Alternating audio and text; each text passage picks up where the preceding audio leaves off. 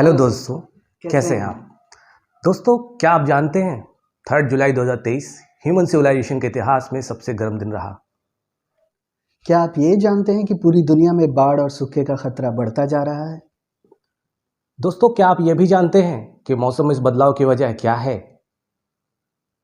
और क्या आप ये जानते हैं कि ये बदलाव आपके पॉकेट पर क्या असर डालने वाला है? ज्ञान टुडे के इस सेशन में हम इन सारे सवालों के जवाब समझने की कोशिश करेंगे।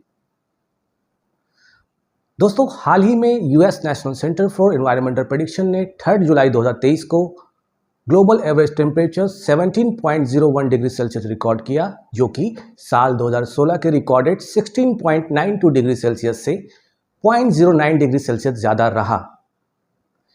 ये दिन ह्यूमन सिविलाइजेशन के इतिहास में रिकॉर्डेड अब तक का हाईएस्ट एवर ग्लोबल टेम्परेचर रहा। इस पर वर्ल्ड मेट्रोलॉजिकल ऑर्गेनाइजेशन यानी WMO ने बताया कि ग्लोबल टेम्परेचर राइज, खराब मौसम और क्लाइमेट पैटर्न में बदलाव की मेजर रीज़न एल नीनो है। तो आइए जानते हैं ये एल नीनो है क्या। भारत से कई हजार किलोमीटर दूर दुनिया के 5 महासागरों में से एक पैसिफिक ओशन में अबनॉर्मल वेदर कंडीशंस की वजह से एक फेनोमेना स्टार्ट होता है, जिसे हम अल नीनो के नाम से जानते हैं। अल नीनो एक स्पेनिश टर्म है जिसका मतलब होता है लिटिल बॉय। इसे क्राइस्ट चाइल्ड के नाम से भी जानते हैं। अल नीनो के बारे में समझने से पहले हम ये जान लें कि हम जिस महासागर की बात कर रहे हैं उसका साइज यूनाइटेड स्टेट्स से 15 गुना बड़ा है। और जैसा कि एक कहावत है, what happens in Pacific doesn't stay in Pacific. Pacific में होने वाले छोटे से वेदर कंडीशंस में बदलाव पूरे ग्लोब के एटमॉस्फेरिक वेदर कंडीशंस को इम्पैक्ट करते हैं। तो आइए जानते हैं कि एल नीनो होता क्या है। नॉर्मल ईयर में इक्वेटोरियल पैसिफिक रीजन में सरफेस वाटर ओशियन का गर्म रहता है, जिसे साउथ अमेरिकन कोस्टल रीजन से होकर चलने वाली ट्रेड विंड्स जो कि ईस्ट से वेस्ट की तरफ बहती हैं, वो इस गर्म पानी को लेकर साउथ ऑस्ट्रेलियन और साउथ एशियन रीजन में लाकर जमा कर देती है, जिस वजह से साउथ ऑस्ट्रेलियन और साउथ एशियन रीजन में लो प्रेशर डेवलप होता है, जो कि इस रीजन में बारिश करवाता है। जब ये इफेक्ट ज़्यादा स्ट्रॉन्ग या नॉर्मल से ज़्यादा होता है, तब हम इसे ला नीना के नाम से जानते हैं। ला नीना साउदर्न ऑस्ट्रेलियन और एशियन रीजन में भारी बारिश करवाता है। ला नीना भी एक स्पेनिश टर्म है जिसका अर्थ होता है लिटिल गर्ल। अल नीनो ला नीना के अपोजिट फिनोमेना को कहते हैं, जिसमें ट्रेड विंड्स या तो बहुत कमज़ोर हो जाती हैं या अपने ऑपोजिट डायरेक्शन में चलने लगती हैं, यानी वेस्ट से ईस्ट की तरफ, जिसकी वजह से इक्वेटोरियल पैसिफिक रीजन का गर्म पानी साउथ ऑस्ट्रेलियन और एशियन रीजन्स में जमा ना होने के बजाय साउथ अमेरिकन कोस्टल रीजन में आकर जमा हो जाता है, जिसकी वजह से साउथ अमेरिकन कोस्टल रीजन का लो प्रेशर डेवलप होता है और इस रीजन में भारी बारिश होती है। जबकि इसके ऑपोजिट इंडिया और सब कॉन्टिनेंट में सूखे जैसे हालात बन जाते हैं। इसी वजह से अल नीनो को इंडिया में सप्रेस मॉनसून रेनफॉल के भी नाम से जानते हैं। दोस्तों, पैसिफिक ओशन में होने वाले न्यूट्रल, लानीना और एल नीनो जैसे फेजेस को कलेक्टिवली हम ENSO यानी El Nino southern oscillation cycle के नाम से जानते हैं। साउथ अमेरिकन कोस्टल रीजन में जमा हुआ यह गर्म पानी टेली कनेक्शन प्रोसेस के जरिए अपर स्ट्रेटोस्फेयर को गर्म करता है, जबकि लोअर स्ट्रेटोस्फेयर कंपैरेटिवली ठंडा रहता है। आपको बता दें दोस्तों कि स्ट्रेटोस्फेयर एटमॉस्फेयर का दूसरा लेयर है और ये अर्थ के सरफेस से 10 किलोमीटर ऊपर होता है। अपर स्ट्रेटोस्फेयर का गर्म होना और लोअर स्ट्रेटोस्फेयर के ठंडे होने की वजह से अपर लेवल विंड्स तैयार होते हैं, जिन्हें हम जेट स्ट्रीम्स के नाम से भी जानते हैं। इन जेट स्ट्रीम्स की वजह से ग्लोबली अल नीनो का इफेक्ट दिखता है। El Nino across the globe 2 region तैयार करते हैं, wet regions and dry regions. Wet regions जैसे central USA, southern American coastal region और गल्फ ऑफ मैक्सिको, और ड्राई रीजन्स जैसे कि एशिया, ऑस्ट्रेलिया और अफ्रीका के कुछ रीजन्स। इसका मतलब ये हुआ कि अल नीनो आप पर इफेक्ट कैसा डालेगा ये इस बात पर डिपेंड करता है कि ज्योग्राफिकली आपका लोकेशन क्या है।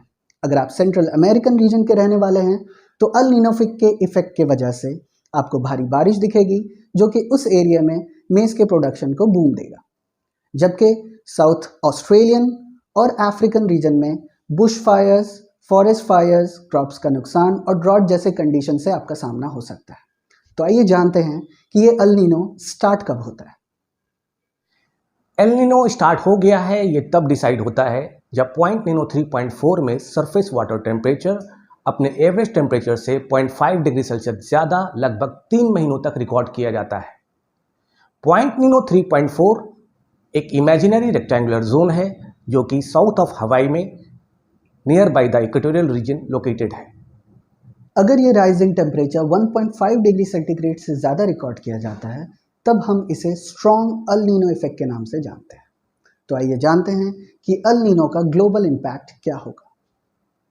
दोस्तों, WMO ने ये जानकारी दी है कि अगले 5 सालों में गर्मी के कई रिकॉर्ड टूट सकते हैं, जैसा कि हमने रिकॉर्ड राइजिंग टेम्परेचर 3 जुलाई 2023 को देखा।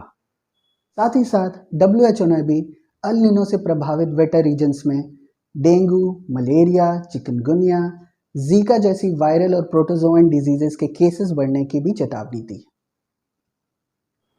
दोस्तों, एल नीनो के दौरान ज़्यादातर स्टॉर्म्स जैसे कि साइक्लोन्स, टाइफून्स और हरिकेन्स ट्रॉपिकल पैसिफिक एरियाज में ज़्यादा देखे जाते हैं, जबकि ट्रॉपिकल अटलांटिक एरियाज में और साउदर्न US में ये कम देखे जाते हैं।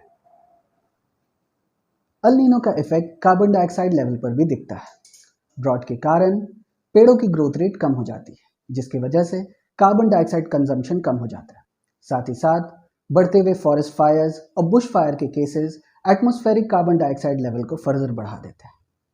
UN food agriculture organisation report की माने तो साल 2015-16 के एल नीनो इफेक्ट में फ्लड एंड ड्राउट ने फूड सिक्योरिटी मामले में दुनिया भर के 60 मिलियन लोगों को प्रभावित किया था। तो आइए जानते हैं कि एल नीनो का इफेक्ट इंडिया और सब कॉन्टिनेंट पर कैसा होगा।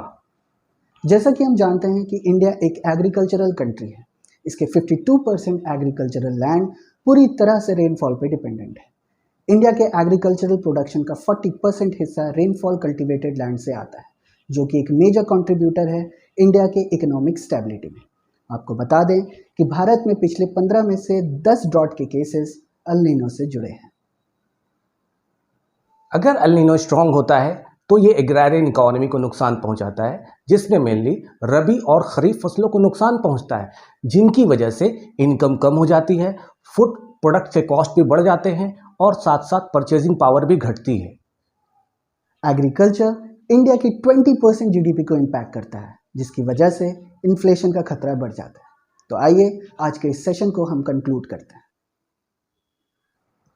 कुल मिलाकर आज के इस सेशन का कंक्लूजन ये निकलता है कि एल नीनो के रिकरेंट होने की संभावना बढ़ती ही जा रही है और जिसका मेजर रीजन है carbon pollution. Carbon pollution mainly human activities की वजह से देखा जाता है, जो कि ग्लोबल टेम्परेचर राइज को डायरेक्टली इन्फ्लुएंस करता है और ये एल नीनो को भी इफेक्ट करता है। अल नीनो से फूड सेक्टर डायरेक्टली प्रभावित होता है, जिसका असर economy, hydro power, labour productivity, GDP growth और हायर इन्फ्लेशन पर सीधे तौर पर देखा जा सकता है। दोस्तों, अगर आपको आज का ये सेशन इन्फॉर्मेटिव लगा तो प्लीज़ हमारे चैनल को सब्सक्राइब करें, लाइक और शेयर करें और हमें मोटिवेट करें ताकि हम और बेहतर और इन्फॉर्मेटिव वीडियोस बना सकें। जय हिंद।